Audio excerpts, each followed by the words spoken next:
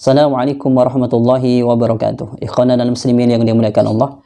Pada kesempatan kali ini kita akan menanggapi videonya Khalid Basalamah atau Ustadz Khalid Basalamah yang ini. Dalam masalah najis juga perlu ibu-ibu tahu, ada najis yang sifatnya membatalkan wudu, ada najis yang tidak membatalkan wudu. Najis yang membatalkan wudu namanya najis hissi. Najis apa, Bu? Hissi. Hissi itu najis yang menajiskan, seperti kotoran, semua yang dilarang makan, kayak manusia. Kan kita tidak boleh makan manusia ya? Karena dia bertaring. Manusia kan bertaring, sama dengan hewan-hewan yang bertaring. Kita kan tidak boleh makan anjing, nggak boleh makan ular, karena mereka bertaring, gitu kan? Maka kotoran semua yang dilarang makan najis hissi namanya. Najis yang membatalkan, atau makna lain najis mughalladha, najis yang berat. Di dalam video tersebut kalau kita lihat dan kita perhatikan, Khalid Basalamah ini dia mengatakan bahwasanya kotorannya manusia, kencingnya manusia ini termasuk najis hissi atau najis mughalladha atau najis yang dapat membatalkan wudhu. Karena dagingnya manusia ini termasuk daging yang tidak boleh dimakan, sehingga mengkategorikan kotorannya, kencingnya termasuk najis mughalladha yang dapat membatalkan pada wudhu.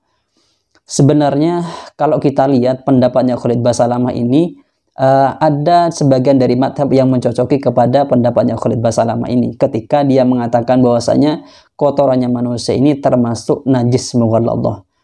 Yaitu kalau kita lihat di dalam kitab Al-Mawsu'ah Al-Fiqhiyah, di sini ada ibarat yang menjelaskan tentang masalah perbedaan mengkategorikannya najis mughalladha menurut 4 madhab.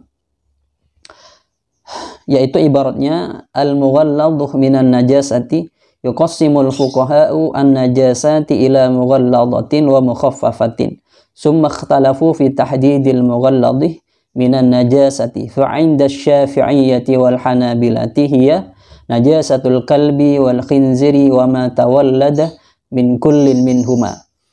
Artinya adalah menurut kalangan fuqaha tentang masalah najis mughalladhah dan najis mukhaffafah itu mereka di dalam mengkategorikannya itu berbeda-beda. Kalau menurut madhab Syafi'iyah dan Hanabilah atau Hambali mengatakan bahwasanya yang masuk atau yang dikatakan najis mughalladhah itu adalah najisnya anjing, najisnya babi, dan yang dilahirkan dari keduanya atau dari salah satu dari keduanya. Wa inda Abi Hanifah hiya ma warada fi najasatiha nassun lam yu'arid binassin akhar. Nah ini yang mencocoki kepada apa yang disampaikan oleh Khalid Basalamah, yaitu menurut Imam Abi Hanifah bahwasanya yang dikatakan najis mughalladhah itu najis yang memang secara nas dikatakan najis dan tidak ada nas yang bertentangan yang mengatakan ini tidak najis. Jadi kalau bahasa simpelnya itu, kalau ada nas mengatakan ini najis, ya najis. Kalau tidak ada nas lain yang mengatakan ini tidak najis. Sehingga semuanya nanti dikategorikan najis ketika nas memang mengatakan najis. Bagaimana semisalnya ada nas yang mengatakan itu tidak najis? Maka dikatakan fa in aradahu nassun fa mukhaffafatun. Jika ada nas yang menentang ini tidak najis, maka dikatakan najisnya itu mukhaffaf. Akan tetapi Imam Abi Hanifah ini berbeda, atau bahasanya itu akan tetapi sahibut tarjih dari Imam Abi Hanifah ini, yaitu Imam Abi Yusuf dengan Muhammad Hasan Asy-Syibani, itu berbeda pendapat dengan Imam Abi Hanifah. Kalau Imam Abi Hanifah mengatakan bahwasanya najis mughalladhah itu yang memang dikatakan nas itu najis dan tidak ada nas lain yang mengatakan ini tidak najis atau tidak ada nas lain yang bertentangan. Akan tetapi menurut sahibut tarjihnya, yaitu si Abu Yusuf dengan Muhammad Hasan Asy-Syibani, beliau mengatakan najis mughalladhah itu mattafaqal ulama'u ala annahu najisun, yaitu najis yang oleh ulama diittifaq disepakati ini adalah najis. Jadi secara konsep menggolongkan najis mughalladhah antara Imam Abi Hanifah dengan sahibut tarjihnya atau dengan muridnya itu berbeda. Jadi kalau kita lihat pendapatnya Khalid Basalamah ini sama dengan apa yang disampaikan oleh Imam Abi Hanifah. Kemudian kalau menurut madhab Maliki, wan najasatu al-mughalladhatu 'indal malikiyati hiya ma 'ada fadalati ma yu'kalu lahmuhu minan najasati. Kalau menurut madhab Malikiyah, najis mughalladhah itu adalah semua najis selainnya dari hayawan yang bisa dimakan dagingnya. Jadi kalau tidak bisa dimakan dagingnya, maka dikatakan itu najisnya itu dikatakan najis mughalladhah. Akan tetapi nanti meskipun agak mirip-mirip dengan pendapatnya Imam Abi Hanifah, ketika kita lihat di dalam Sahihul Madhabnya sendiri atau di dalam kitab-kitab Malikiyah dengan Imam Abi Hanifah ini, maka nanti berbeda secara rumusannya. Kalau saya lihat lebih mendekati apa yang disampaikan oleh Khalid Basalamah ini seperti apa yang diungkapkan oleh Imam Abi Hanifah. Karena kalau kita lihat di dalam kitab ini juga ada perincian qasamal hanafiyatu al-a'yana an-najisata ila naw'aini, an-najasatu al-mughalladatu wan najasatul mukhaffafatu. Artinya adalah ulama Hanafiyah itu membagi najis itu menjadi dua bagian, yang mughalladhah dengan yang mukhaffafah. Wa qalu kullu ma yakhruju min badanil insani mimma yujibu khurujuhu al-wudu'a awil ghusla fahuwa mughalladhun. Artinya adalah segala sesuatu yang keluar dari badannya manusia yang mewajibkan kepada wudu dan mandi besar ya, maka dikatakan itu adalah kotoran yang najis yang mughalladhah, najis yang berat atau najis sisi, katanya Khalid Basalamah. Seperti apa? Kal ghaidih, seperti kotoran ya, wal bauli wal mani wal madhi wal wadi ila anqal. Fa hadhihi al-a'yanu kulluha najisatun najasatan ghalidatan. Seperti halnya kotoran, kemudian kencing, kemudian mani, kemudian madi, kemudian wadi, semuanya ini adalah masuk kategori najis yang mughalladhah atau najis berat atau najis sisi, versi dari Khalid Basalamah. Jadi kalau kita melihat ibarat ini, memang apa yang disampaikan oleh Khalid Basalamah itu yang benar, bahwasanya kotoran manusia ini mengikuti pendapat pada Imam Hanafi itu adalah najis yang mughalladhah. Akan tetapi yang harus menjadi catatan di sini adalah pertama, bahwasanya cara mensucikannya menurut madhab Hanafi tidak seperti halnya di dalam madhab Syafi'iyah, yang itu ketika dikatakan satu najis sebagai najis mughalladhah itu harus 7 basuhan dan salah satunya dengan biturab, dengan debu. Kalau di madhab Hanafi tidak seperti itu, cukup dengan ghusluh saja, cukup dengan dibasuh saja.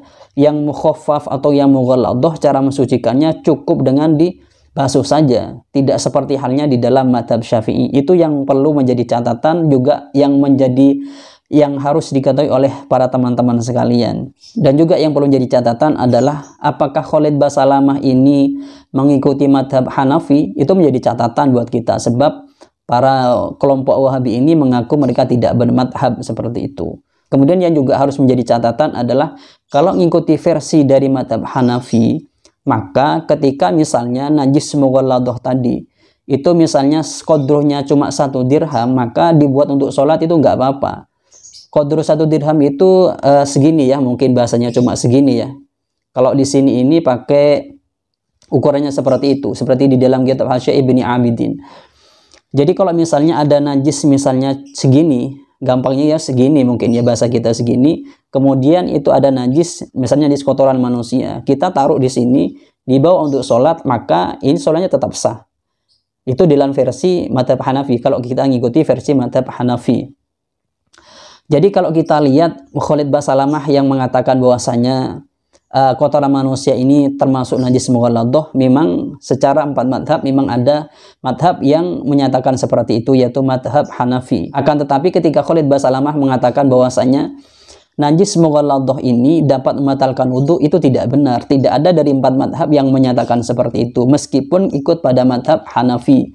Karena di dalam madhab Hanafi ini ketika kita membawa najis misalnya segini dibawa untuk sholat, maka tidak membatalkan kepada sholatnya. Tentu ketika tidak membatalkan pada sholatnya, wudhunya tidak batal pula, baik itu adalah menempel di bajunya atau di badannya.